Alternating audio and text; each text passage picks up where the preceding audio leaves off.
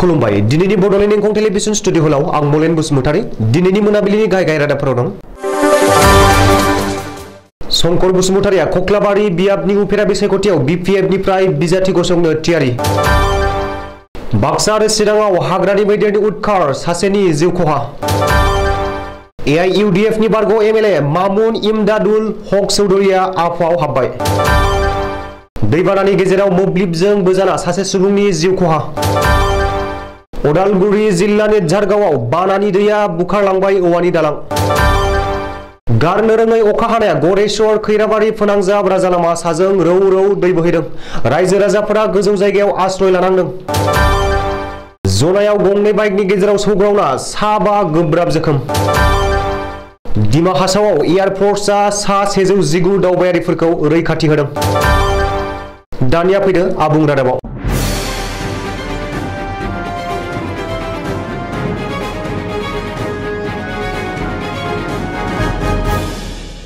बिटिसिनि 22 नं कक्लाबारि बियाबाव फैगौ 8 जुन खालि उफेरा बिसायख'थि राजखान्थि दोलोफोरा कक्लाबारि बियाबनि उफेरा बिसायख'थियाव गावबा गावनि बिजाथिखौ लाना सावरायनाया सोलिगासिनो दं। बे समावनो बिपिएफ दोलोनि जानानै बिसायख'थि गेलेनो जानजि खाफ्रादों शंकर बसुमतारिया।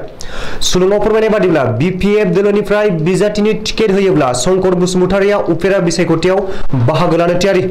मख'नो गोनांदि बिपिएफ दोलोआ गावनो बिजाथिनि टिकेट होयोब्ला 22 नं कक्लाबारि बियाबनि उफेरा बिसायख'थियाव बिपिएफ दोलोनि देरहानाया रोखा होननानैबो शंकर बसुमतारिया दाबि खालामदों। नाथाय कक्लाबारि उफेरा बिसायख'थिनि थाखाय सोरखौ बिजाथि सायख'यो बेखौ समाजो खिन्थागोन। बेजों लोगोसेनो बिजाथिखौ बिपिएफ आरो बिपिएफनि हाइकमान्डआसो थि खालामगोन। रायजोआव जे अखा हाफुबाय थानाय समावनो रायजोनि माखासे जायगायाव हाग्रानि मैदेरा उदखार खालामनायनि खौरां मोनदों। सुलुङाव फोरमायनाय बादिब्ला थांनाय हराव बाक्सा जिल्लानि भारत भुटान सिमनायाव हाग्रानि मैदेरनि गाग्लोबनायाव सासे बैसोगोरा सुबुंनि जिउ गोमादों। थांनाय हराव गावनि न'आव उन्दुना थानाय समावनो आदार नागिरना ओंखारबोनाय हाग्रानि मैदेरनि गाग्लोबनायाव जिउ गोमानाय सुबुंखौ 55 बोसोर बैसोनि नारायण दर्जी होननानै सिनायथिदों। गुबुन फारसे चिरां जिल्लानि महकुमानि भारत भुटान सिमनायाव थानाय 1 नं बरफटार मैथाबाफारा गामियाव हाग्रानि मैदेर फालोआ उदखार खालामफैदों। आदार नागिरनानै मानास हाग्रामानिफ्राय ओंखारबोनाय मैदेर फालोआ थांनाय हराव गामियाव हाबफैनानै उदखार खालामफैयो। मिथिनो हानाय बादिब्ला हाग्रामानिफ्राय ओंखारबोनाय मैदेर फालोआ मैथाबाफारा गामिनि आबादारि खनिन्द्र मजुमदारनि गंथाम न'खौ सिफायना थेर बेथेर खालामफैयो आरो दिनै सोरांनायनि सिगां मैदेर फालोआ हाग्रा गेजेराव हाबलांफिनो। बबेखानि थांनाय हराव हाग्रानि मैदेरा उदखार खालामफैनाय जाथायाव खनिन्द्र मजुमदारनि न'खरनि सोद्रोमाफोर आरो गामिनि सासेबो सुबुङा जखम जानाखै होननानै खौरां मोनदों। मख'नो गोनांदि गारनो रोङि जे अखा हाफुबाय थानाय समावनो हाग्रानि मैदेर फालोनि उदखाराव न' बां थेर बेथेर खालामलांजानाय खनिन्द्र मजुमदारा अलखदाव गोग्लैनो गोनां जादों। रिपर्ट बादिब्ला हाग्रानि मैदेरनि उदखारनि थाखायनो गामिनि थागिरिफोरा सम सम बेबायदि खैदां खैफोदजों मोगा मोगि जानो गोनां जाबोदों। आसामाव गोख्रोंनिफ्राय गोख्रोंसिन जाबोनायनि लामायाव थांगासिनो दं आम आदमी पार्टी एबा आप। सरासनस्रा रायजो राजाफोरनि लोगोसे गुबुन गुबुन हानजा आरो दोलोनि दैदेनगिरि सोद्रोमाफोरा सानफ्रामबो आपआव हाबगासिनो दं। दिनैबो सासे बारग' एमएलएआ आपआव जयेन खालामदों। मिथिनो हानाय बादिब्ला नावबैसा बियाबनि एआइइउडिएफनि बारग' एमएलए मामुन इमदादुल हक चौधुरिया दिनै आपआव हाबबाय। 2016 मायथाइयाव नावबैसानिफ्राय एमएलए महरै देरहानाय मामुन इमदादुला 2021 मायथाइयाव दोलोनि टिकेट मोनाखैमोन। मानोना बै समाव एआइइउडिएफआ कंग्रेस महाजोताव दंमोन आरो मासि रानलायनो गोनां जादोंमोन। बबेखानि दिल्लीनि दैदेनगिरिफोरजों सावरायनानै नोजोर आरो थांखिया गोरोबनायनि थाखाय दिनै आपआव हाबबाय।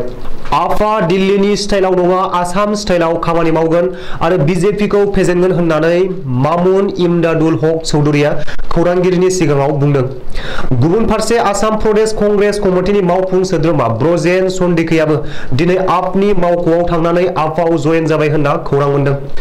बबेखानि दोलोखौ नागारना फैना गोसोखौ गाज्रि मोनदों।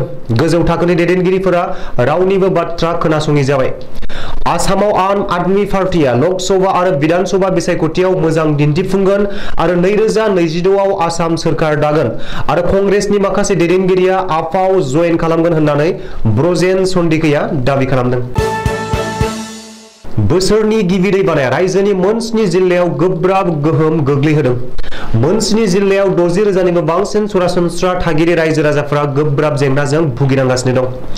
बे समावनो मोब्लिबजों बोजाना सासे सुबुंनि जिउ गोमानाय जाथाया सोराङाव फैदों। बे जाथाया काछार जिल्लायाव जादों। दैबानायाव मोब्लिबजों बोजाना जिउ गोमानाय सुबुंखौ दीपक शुक्लबैद्य होनना सिनायथिदों। सुलुङाव फोरमायनाय बादिब्ला गोब्राब दैबाना लोमसावनायनि थाखाय दीपक शुक्लबैद्यआ थालिरनि नावआव गाखोना दै बारनो नाजानाय समावनो बे जाथाया जानो मोनो। मख'नो गोनांदि मैयाबो थाद'नाय गैयि जे अखा हाना दिमा हासावआव हा गिसिखानानै 3 सुबुङा जिउ गोमायो। लामदिं आरो बदरपुर ओनसोलाव हा गिसिखानायनि जुनै रेल लाइन आरो स्टेशनफोरा गोबांथार खहा जादों। जाउनाव गासैबो रेल सिबिथायफोरखौ केन्सेल खालामनायजों लोगोसे थाबथानानै थानाय रेल दावबायारिफोरखौ अख्रां रौनियानि मददजों बोखांनो गोनां जादों। रिपर्ट बादिब्ला थाबथानानै थानाय 119 सा रेल दावबायारिफोरखौ अख्रां रौनियानि मददाव बोखांनानै एयारलिफ्ट खालामनाय जाबाय। भुटान हाजोनिफ्राय बोहैबोनाय खाला दैमाया भेरगावनि झारगावआव गंसे औवानि दालांखौ बुखारलाङो। मख'जायोदि झारगाव खैराबारि भुयाकाट थांलाय फैलाय खालामनो हानायनि थाखाय बे झारगाव खाला दैमानि सायाव औवानि दालांखौ बानायना रायजोफोरा खाबु खालामना लादोंमोन। नाथाय बे साननैसो गारनो रोङै जुब जुब अखा हानायाव दैमाया गोबां दैया उसिफावो आरो जायगा जायगा गोबां खहा खालामो। बे थासारिखौ नायनो थाखायनो गामिनि रायजो राजाफोरा दलंनि सायाव गाखोना नायबाय थादोंमोन। बे समावनो हरखाबै दलंआ बायग्रबना बुखारलाङो, लोगोसे सुबुंफोराबो बुखारलांफायो। नाथाय उनाव गावखौनो नायग्रा सुबुंफोरा दैनिफ्राय बुखारलांजानायनिफ्राय बासायनो हायो। गरेस्वर खैराबारि लामायाव दैबानानि जाहोनाव तामुलपुर आरो उदालगुरि जिल्लानि सुबुं रायजोफोरनि गेजेराव फोनांजाब राहाया जस'दों। दैबानानि जाहोनाव गोबां जायगायाव लामाया खुरखानो हमदों। दैमा दैसाफोरनि उसिफावनाय दैया खैराबारिनि जालुकबारि, उमानन्द, खालजुरि, कुहियारकुसि बायदि ओनसोलाव लोमस्रावना दै खालामदों। आथिखालाव गोजौ जायगायाव आश्रय लानांदों भुगिनांनाय रायजो राजाफोरा। राजा लामायाव गंनै बाइकनि गेजेराव हरखाबै मोगा-मोगि सौग्रावलायनानै 7 सुबुङा गोब्राब जोखोम जादों। मख'जाथावदि रबिबारखालि बेलासिनि 3 रिंगासो समाव जनाइनि गालि मेसाकिनि हादरारि राजा लामायाव गंसे AR-09 A-407 नम्बरनि बाइकआ सानजा फारसेनिफ्राय फैनाय आरो AS-01 BP-1011 नम्बरनि गंसे बाइक गारिया सोनाब फारसेनिफ्राय फैनायाव हरखाबै मोगा-मोगि सौग्रावलायो आरो गंसे साइकेलाबो सौग्रावफैदेरो। बे सौग्रावलायनाय जाथायाव गंनै बाइक गारिनि 4 सुबुंफोरजों लोगोसे साइकेल सालायगिरि सासे सुबुङा गोब्राब जोखोम जादों। दायो गोब्राब जोखोम जानाय 7 सुबुंफोरखौ जनाइनि देहा फाहामसालियाव मोजां फाहामथाय होनो थिसनथाय हरबाय। गोबां जुब जुब अखा हानायजों नांथानानै थानांनाय ट्रेननि दावबायगिरिफोरखौ एयारफोर्सनि रैखाथि हान्जाया रैखाथि होदों। मख'जाथावदि थाद'नाय गैयै जुब जुब अखा हाना दैबाना जानायनि जाहोनाव गोबां सुबुंफोरनि न' बां हा-हु लामा सामाफोरखौ खुरखानानै सिलिंखार खालामलांजोब्बाय। बेनि अनगायैबो दिमा हासावनि दिटक चेरा रेल स्टेशनाव दैबाना लोमसावनायनि जाहोनाव 24 घन्टा ट्रेना नांथानानै थानांदों आरो बे ट्रेननि सिङाव थानाय सा 119 दावबायारिफोरखौ भारतनि अख्रांमा सान्थ्रि हान्जाया रैखाथि होदों।